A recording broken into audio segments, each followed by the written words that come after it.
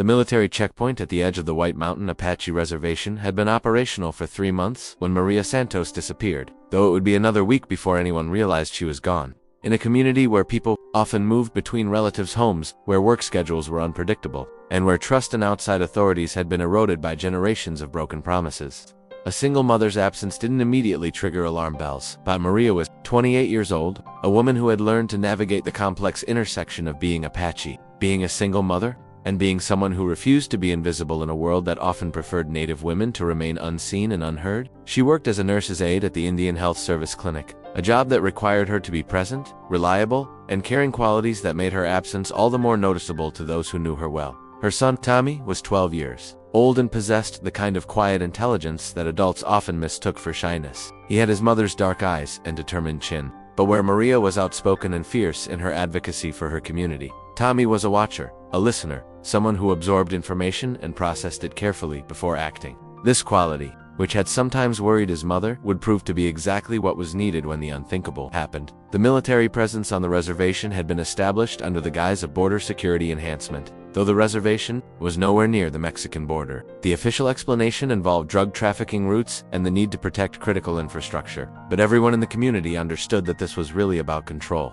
about reminding the Apache people that their sovereignty existed only at the pleasure of the federal government. The soldiers were mostly young men from other parts of the country, kids who had never interacted with Native Americans beyond what they had seen in movies. They carried themselves with the swagger of occupying forces, treating the reservation like hostile territory rather than the homeland of American citizens. Their commanding officer, Colonel James Mitchell, was a career military man who viewed the assignment as a stepping stone to bigger things, and saw the Apache people as obstacles to be managed rather than citizens to be served.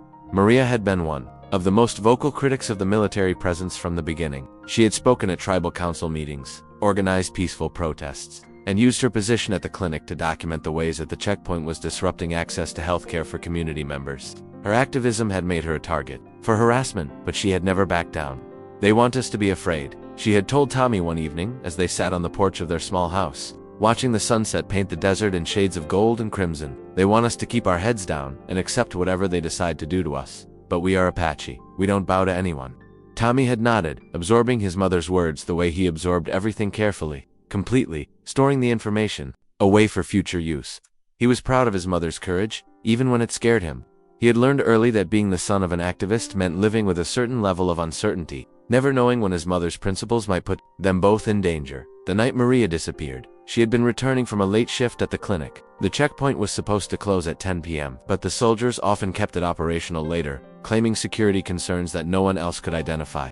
Maria's car had been stopped for what the soldiers called a routine inspection, though routine inspections of tribal members had become increasingly invasive and humiliating.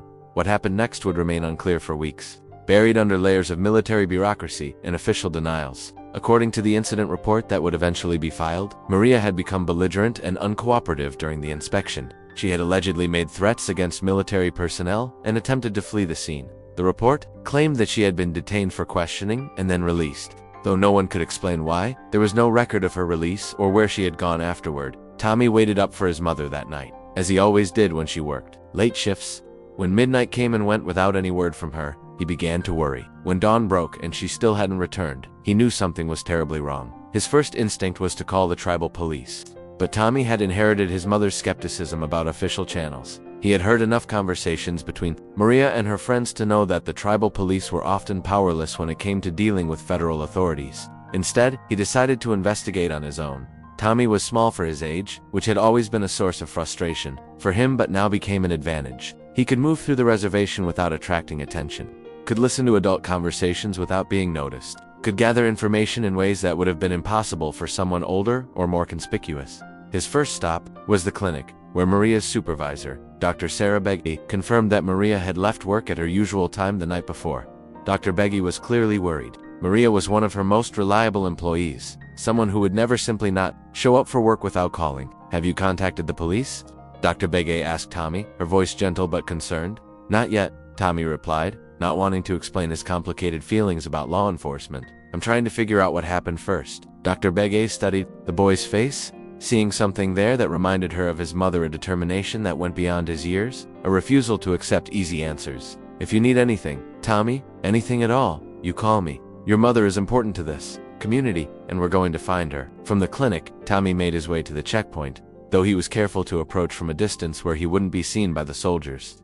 The military had established their base in a series of prefabricated buildings surrounded by razor wire and floodlights. It looked more like a prison than a security installation, and Tommy felt a chill as he studied the layout. He spent the morning observing the checkpoint from various hiding spots, noting the patterns of the guards, the times when shifts changed, the procedures for processing vehicles and pedestrians. What he saw confirmed his worst fears. This wasn't just a checkpoint, it was a detention facility. He could see holding cells through the windows of one building, and he noticed that some vehicles that entered the compound didn't come back out. That afternoon, Tommy made a decision that would have terrified his mother if she had known about it. He decided to enter the military compound. The plan he devised was simple but dangerous. He had noticed that supply trucks made regular deliveries to the base, and that the guards were less vigilant during shift changes. If he could time his approach correctly, he might be able to slip inside undetected. Tommy waited until evening, when the desert heat began to subside and the shadows grew longer. He had dressed in dark clothing and brought a small backpack with water and a flashlight.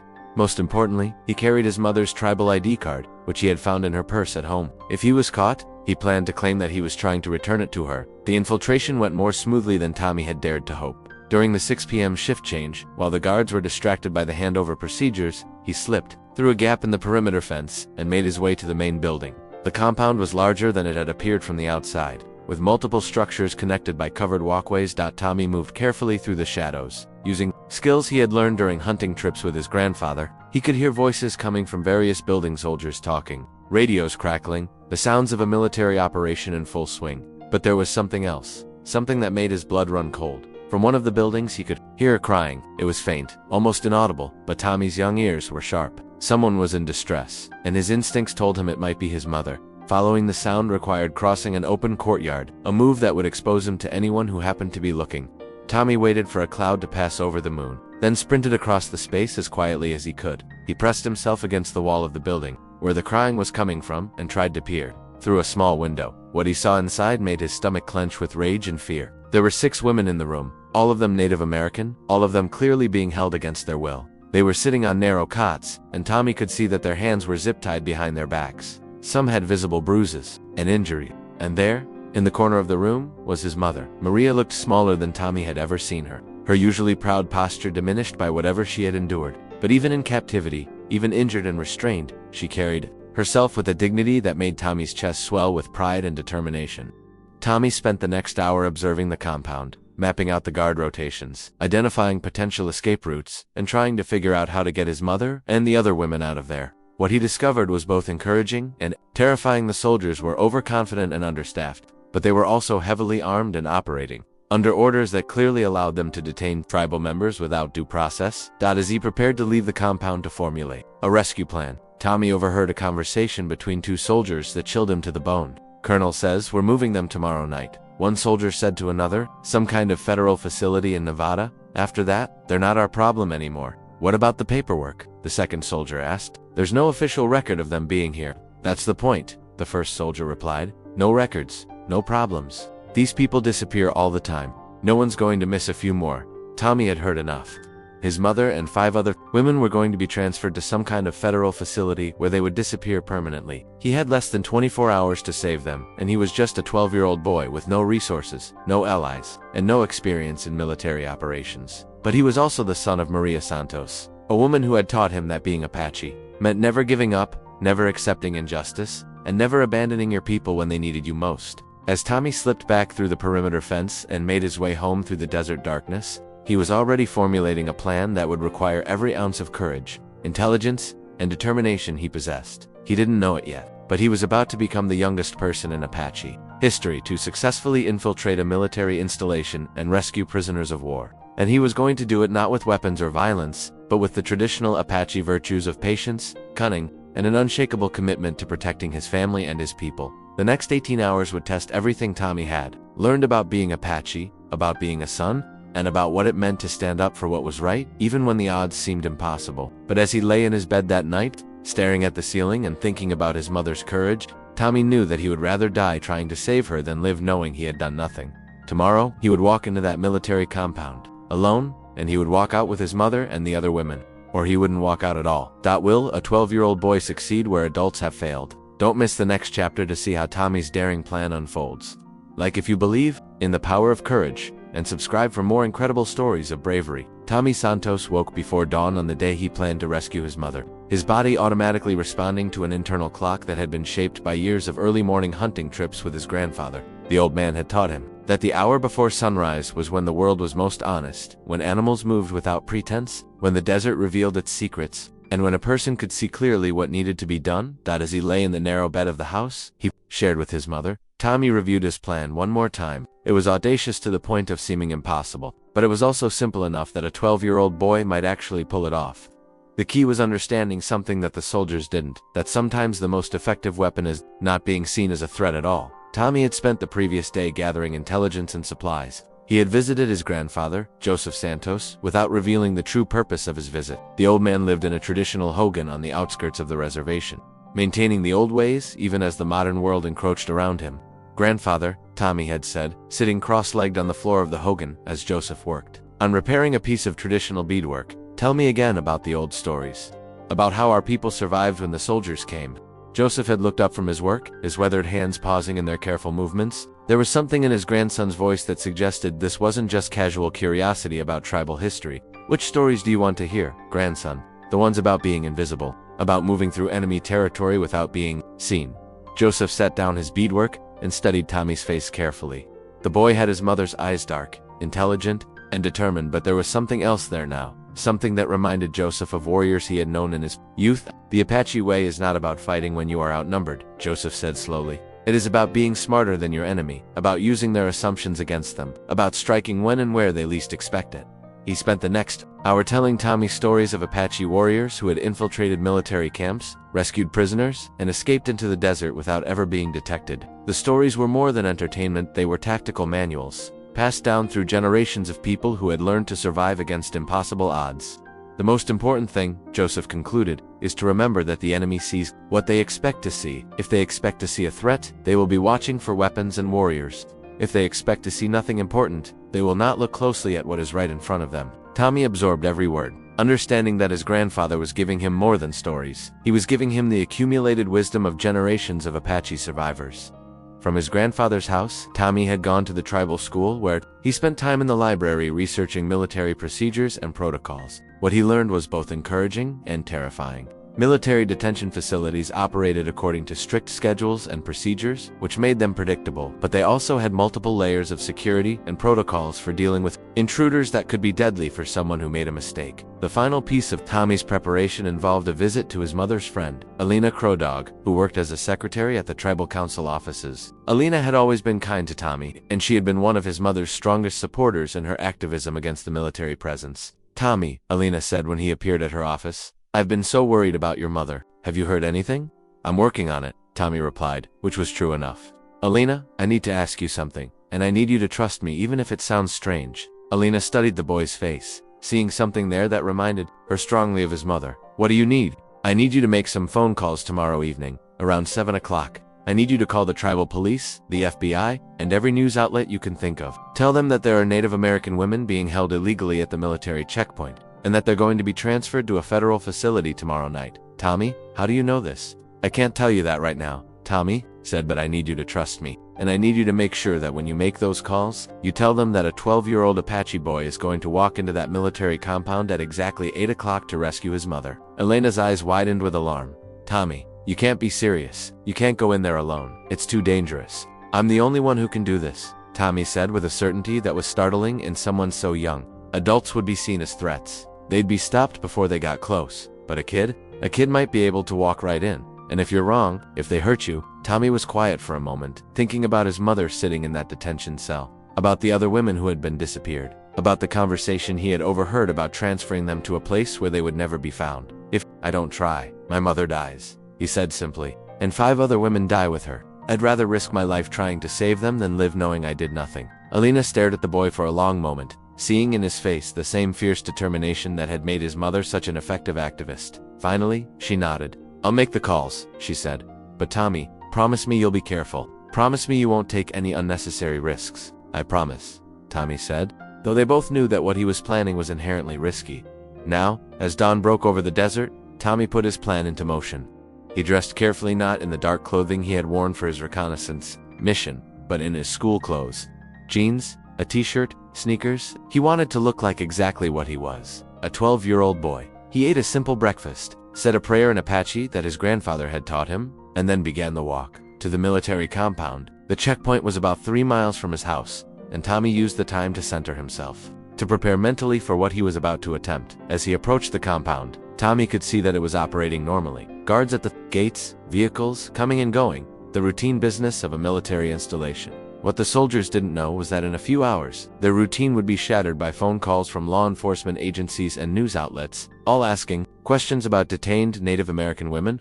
But that was still hours away. For now, Tommy had to rely on his own courage and the wisdom his grandfather had shared with him. He walked directly to the main gate, making no attempt to hide or sneak. The guards, 2 young soldiers who looked barely older than teenagers themselves, watched him approach with mild curiosity. "Hey kid," one of them called out. "This is a restricted area. You can't be here." Tommy stopped about 10 feet from the gate and looked up at the soldiers with the wide-eyed expression of a confused child. "I'm looking for my mom," he said. "Someone told me she might be here." The soldiers exchanged glances. This wasn't covered in their training manual, what to do with a lost kid looking for his mother. "What's your mom's name?" "The second soldier," asked Maria Santos. Tommy replied, "She works at the clinic.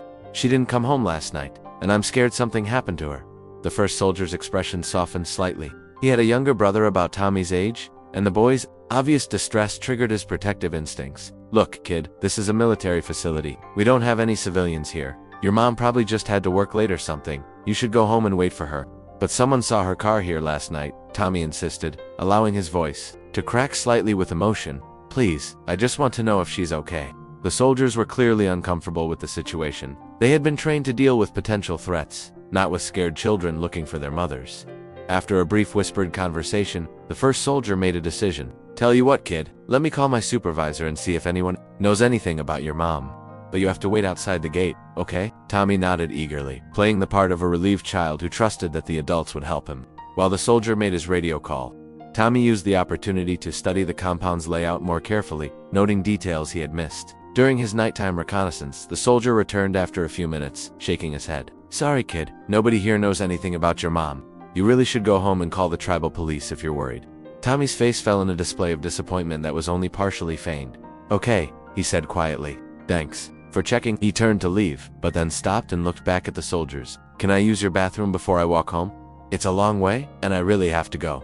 The request was so innocent, so reasonable, that the soldiers didn't even hesitate. "Sure, kid. There's a restroom right inside the gate. Just make it quick." And just like that, Tommy Santos walked through the gates of a military compound that was holding his mother and 5 other women prisoner. The soldiers, seeing exactly what they expected to see, a harmless child in need of basic assistance, never questioned his presence or considered that he might be anything other than what he appeared to be. Once inside the compound, Tommy moved quickly but carefully. He had memorized the layout during his reconnaissance, and he knew exactly where the detention facility was located. The challenge now was getting there without being seen by other personnel. The compound was busier during the day than it had been at night, with soldiers moving between buildings, vehicles coming and going, and the general activity of a military operation. But this activity also provided cover. One more person moving through the compound was less likely to be noticed when there were already dozens of people going about their business. Tommy made his way toward the detention facility using a route that kept him in the shadows of buildings and away from the main pathways.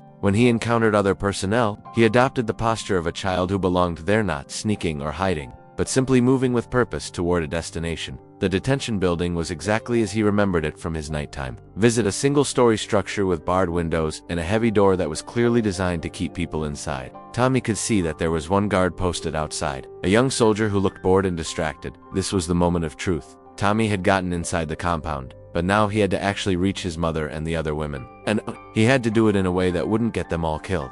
Taking a deep breath, Tommy walked directly toward the guard, once again relying on the power of appearing to be exactly what he was, a child who posed no threat to anyone. "Excuse me," he said to the guard. "I'm looking for the bathroom. The soldiers at the gate said I could use one, but I got lost." The guard looked down at Tommy with the same mixture of confusion and mild annoyance that the gate guards had shown. "Kid, you shouldn't be wandering around here. This is a restricted area." "I know. I'm sorry," Tommy said, allowing his voice to take on the whiny quality that adults found so irritating in children. "But I really have to go, and I can't find the bathroom anywhere." The guard sighed, clearly wanting to get rid of this annoying child as quickly as possible. "There's a bathroom in the next building over," he said, pointing toward a structure about 50 yards away. Make it quick and then get out of here." "Thank you," Tommy said, and began walking toward the building the guard had indicated. But as soon as he was out of the guard's direct line of sight, he doubled back. Using the detention building itself as cover, now came the most dangerous part of his plan. Tommy had to get inside the detention facility, free his mother and the other women, and get them all out of the compound before anyone realized what was happening. And he had to do it all while maintaining the illusion that he was just a lost child who posed no threat to anyone. As Tommy crept around to the back of the detention building, looking for another way inside, he thought about his mother's words. "We are Apache. We don't bow to anyone." Today, he would prove that even the youngest Apache could stand up to injustice, could fight for his people, could walk into fire if that's what it took to protect the ones he loved. The hardest part was yet to come, but Tommy Santos was ready. He had walked into the lion's den, and now he was going to walk out with his mother or die trying. The most dangerous moment is about to unfold. Will Tommy's incredible courage be enough to save his mother and the other women? Subscribe to see how this young Apache warrior completes his impossible mission. The back of the detention building had a service entrance that Tommy had noted during his reconnaissance, a heavy metal door that was used for deliveries and maintenance. More importantly, it had a window at ground level that provided access to what appeared to be a utility room. The window was small, but Tommy was small too, and he had spent years climbing through tight spaces during games of hide-and-seek with other reservation children. Tommy checked his watch. 7:15 p.m. Alina would be making her phone calls in 45 minutes, which meant he had less than an hour to free the women and get them out of the compound before all hell broke loose. The timing was crucial. Too early, and they wouldn't have the distraction of incoming law enforcement calls. Too late, and the women would be transferred to the federal facility where they would disappear forever. The utility room window was unlocked, a small oversight that would prove catastrophic for the soldiers' operation. Tommy squeezed through the narrow opening, dropping silently into a room filled with cleaning supplies and maintenance equipment. He could hear voices through the walls, his mother and the other women, talking quietly among themselves. Tommy pressed his ear to the door that connected the utility room to the main detention area. He could make out 6 distinct voices, all female, all speaking in the mixture of English and Apache that was common on the reservation. One of the voices was definitely his mother's, and the relief of hearing her alive and apparently uninjured nearly brought him to tears, but there was no time for emotion. Tommy had to move quickly and decisively if his plan was going to work. He opened the door slowly, peering into the detention area. What he saw made his blood boil with rage. The 6 women were sitting on narrow cots, their hands zip-tied behind their backs, their ankles shackled to the bed frames. Several showed signs of physical abuse, bruises, cuts, torn clothing. They had been treated not as American citizens who deserved due process, but as enemy combatants in some undeclared war. Tommy's mother, Maria, was sitting on the cot closest to the door. When she saw her son's face appear in the doorway, her eyes widened with a mixture of joy and terror. "Tommy?" she whispered, barely able to believe what she was seeing. "What are you doing here?" "I'm getting you out of here," Tommy replied, stepping into the room and closing the door behind him. "All of you." The other women looked at him with expressions ranging from hope to disbelief. The youngest, a woman named Sarah, who couldn't have been much older than 20, spoke first. "Kid, this is a military compound. You can't just walk us out of here." "Watch me," Tommy said with a confidence that surprised even himself. He pulled a small knife from his paquita tool his grandfather had given him for hunting and began cutting the zip ties that bound his mother's hands. "Tommy, this is too dangerous," Maria said as her hands came free. "If they catch you here, they'll kill you. If I don't get you out of here, they're going to transfer you to some federal facility tonight," Tommy replied, moving to free the next woman. "You'll disappear forever. I heard them talking about it." As Tommy worked to free the women, he explained his plan. It was audacious in its simplicity. They were going to walk out of the compound together, in plain sight, relying on the soldiers' assumptions about what they were seeing to avoid detection. "You're going to pretend to be my family," Tommy explained as he cut the last of the restraints. "My mom, my aunts, my older sisters. We're leaving together because visiting hours are over. The key is to act like we belong here, like we have every right to be walking out that gate." "Tommy, that's insane," said another woman, an older Apache named Rose who had been a teacher at the tribal school for 30 years. "They'll see right through it." "No, they won't," Tommy insisted, "because they see what they expect to see. They expect to see prisoners trying to escape, so they're watching for people who are sneaking, hiding, acting guilty. They're not watching for a family group walking calmly toward the exit." Tommy had learned this principle from his grandfathers. Stories about Apache warriors who had infiltrated enemy camps.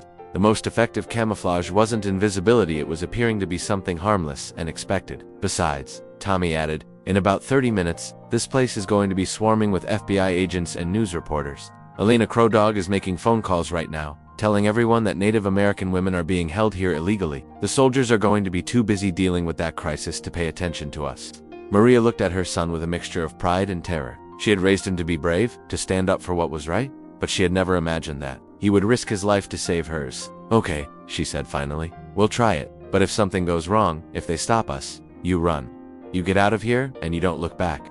"Nothing's going to go wrong," Tommy said, though his heart was pounding so hard he was sure everyone could hear it. "We're going to walk out of here together." The women gathered around Tommy, forming a loose family group. They had cleaned themselves up as much as possible, trying to hide the evidence of their mistreatment. Tommy positioned himself in the center of the group, playing the role of the child being escorted out by his family. "Remember," Tommy said as they prepared to leave the detention building, "we belong here. We're not escaping, we're just leaving after a visit. Act bored. Act tired. Act like you want to go home and watch TV." Tommy opened the door and peered out. The guard who had been posted outside was gone, probably called away for some other duty. This was the first piece of luck they had caught, and Tommy hoped it was a sign that the spirits were watching over them. The group moved out of the detention building and began walking toward the main gate. Tommy set a pace that was neither too fast nor too slow.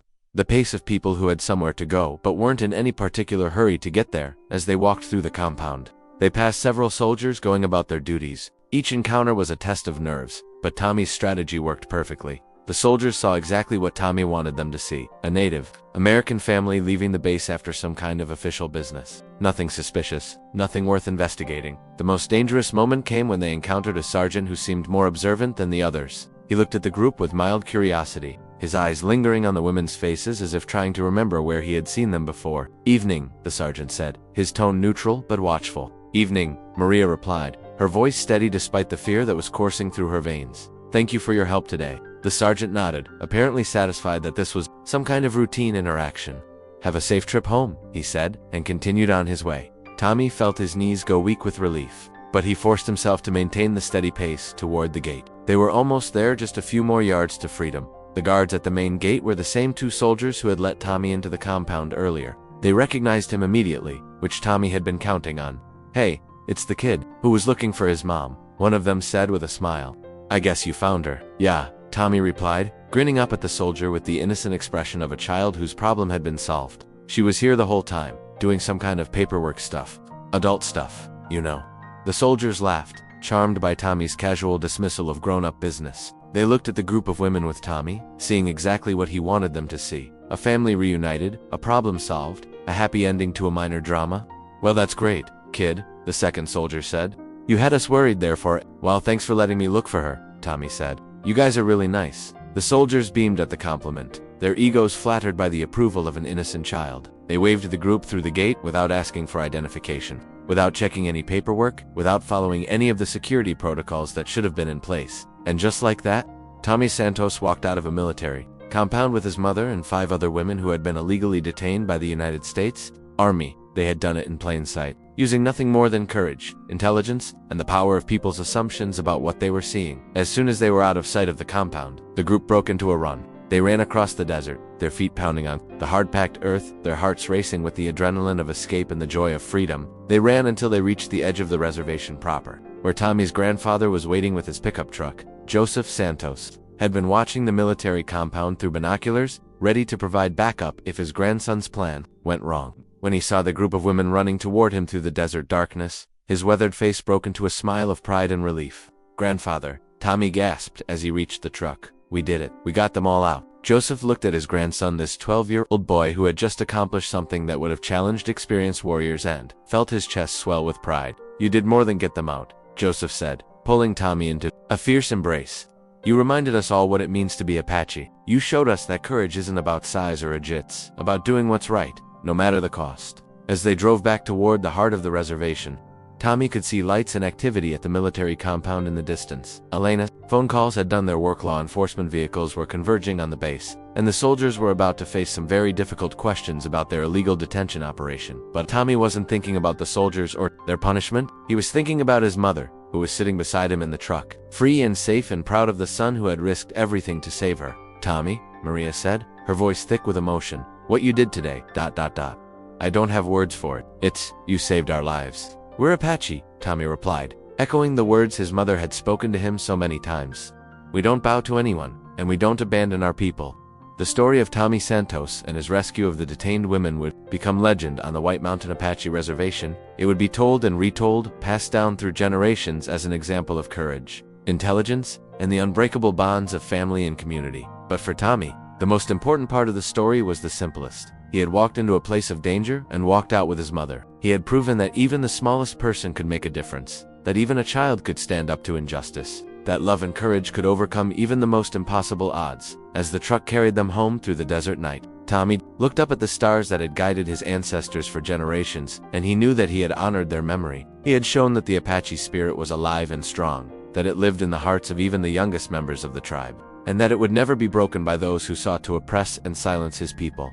The boy who had walked into fire had emerged with more than just his mother's freedom. He had emerged with the knowledge that he was capable of anything, that his people were capable of anything, and that justice would always find a way to prevail. An incredible story of courage that proves age is just a number when it comes to fighting for what's right. Like, if you believe in the power of family, subscribe for more inspiring tales of bravery, and share to remind others that heroes come in all sizes.